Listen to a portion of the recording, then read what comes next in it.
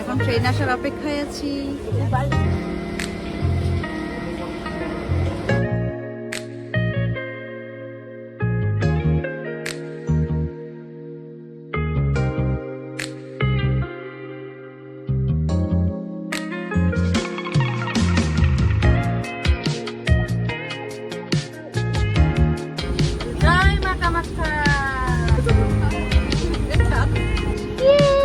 সবাই মুখে দাও। আমরা সবাই কি খাচ্ছি দেখো।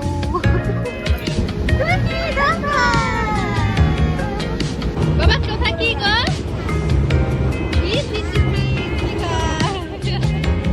এই যে আমরা এখন সকালে খাওয়া খাচ্ছি। এখন বাজে 10টা সকাল। আমি ভাত ছাড়া চলে না। এরা সবাই যে রুটি খাচ্ছে, রুটি ঘুগনি আলুর দম বনরুটি সবাই খাচ্ছে, কিন্তু আমি একটু ভাতুয়া।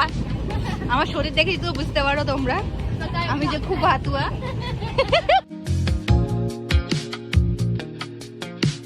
শশা নিয়ে বসে পড়লাম। শশাটাকে কেটে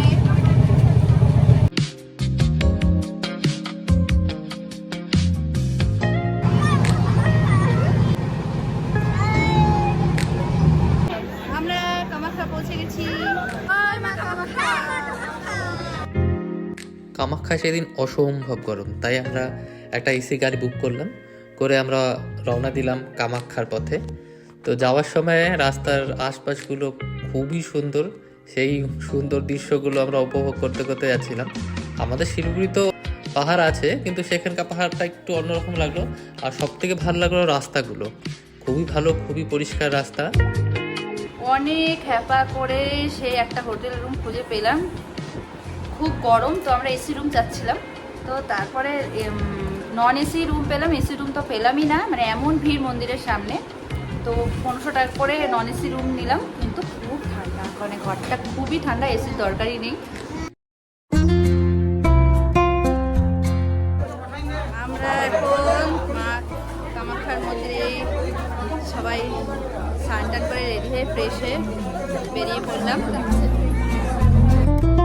মন্দিরে যাওয়ার আগে আমরা একটু পুজো দেওয়ার লাইনটা ঘুরে দেখে নিলাম, কারণ আমরা আসার আগে অনেক কিছু শুনেছি যে 10 ঘন্টা 12 ঘন্টা অনেক সময় লাগে পুজো দিতে। তো আমরা এখানে এসে দেখলাম যে লাইন তো অনেকটাই বড়, কারণ এখানে পুজো দেওয়ার লাইনের আগে একটা টিকিট কাটার ব্যাপার আছে। তো সেটারই লাইন। তো আমরা পরবর্তীতে বসবো কিনা ভাবনা চিন্তা করেছি, তো দেখা যাক কি হয়। আমরা সবাই জুতো খুলে মন্দিরের দিকে রওনা দিচ্ছি। কিছু একটা দেখছি, বাবাকে দেখাচ্ছি।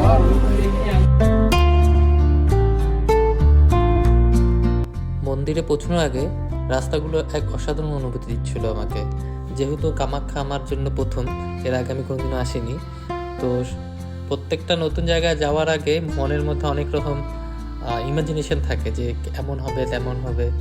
তো আমি যেমন ভেবে এসেছিলাম তার থেকে অনেক বেশি আমার ভালো লাগলো।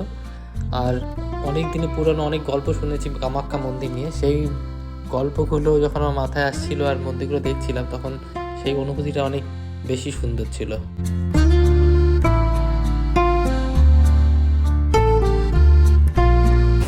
এসে পড়েছি খেতে। 100 টাকায় পেয়েছে ভেজ থালি। চলে এসেছে আমাদের খাবার, খাবো। এখন বাজে 9:30, 10টা মনে হয়, 9:30 10টা বাজে। আমরা লাইনে দাঁড়াইছি, লাইন দেখা যাচ্ছে না। এই যে দেখো আমার চুটিও লাইনে দাঁড়িয়েছে, সব লম্বা লাইন। অবশেষে আমার জামাইবাবু সাহস করে লাইনে দাঁড়ালো পূজা দেওয়ার জন্য, আর তার জন্যই আমরা এই পূজাটা দিতে পারলাম। আমরা নিজেরা কেউ সাহস পাচ্ছিলাম না। সারা রাত লাইনে অপেক্ষা করার পরে এখন আমরা টিকিটের জন্য ঢুকতে পেলাম। জয় মা কামাখ্যা।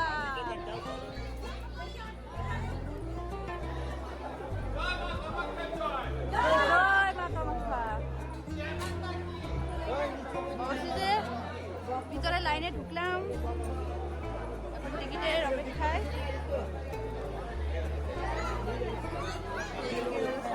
সবাই সবাই এগিয়ে যাচ্ছি, সবাই জিগজ্যাগ লাইন করে সবাই এগিয়ে যাচ্ছে। তো আমরা এখন বসে আছি। ওই ভিড় ভাট্টার মাঝে একটু বসার জায়গা পেলাম, কারণ টিকপিকে এখন ওয়েট চলবে। এখন আমাদের ওয়েট চলবে আর অনেক আগের আমরা ততক্ষণে যাবো টিকিটটা কতক্ষণে পাবো ওই অপেক্ষায় তারপরে তো আবার লাইন এই যে আমার বাবু ভোরবেলায় উঠে একদম টনটনা কোনো ঘুম নাই ওর চোখে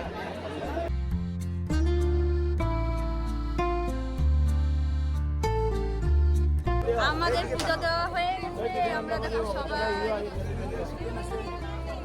ও পুকুর আছে এখন আমরা পুকুরে যাব চলো চলো দারুণ পূজা দিয়েছি মন ভরে গেছে পুজো ও দারুণ দারুণ ভাবে পুজো দিলাম মনটা ভরে গেছে কালকে সারা রাতের ফল আজকে সকাল 7টায় পুজো দেওয়া হয়ে গেল সেই মজা সেই মজা আমাদের এই মন্দির ভালো লাগলো ঠিক আছে আমরা পরিবার সহকারে এই মন্দিরে এসেছি হ্যাঁ খুব এনজয় করলাম মায়ের গর্ভস্থলে যে জলটা সেটা আমরা এসে করলাম হ্যাঁ প্রণাম করলাম নিলাম অনুভব করলাম বা সেখান থেকে এসে আমরা এখানে প্রদীপ হ্যাঁ মাকে আহুতি দিলাম ব্যাস ইত্যাদি জয় মা কামাখ্যা জয় মা কামাখ্যা। জয় মা কামাখ্যা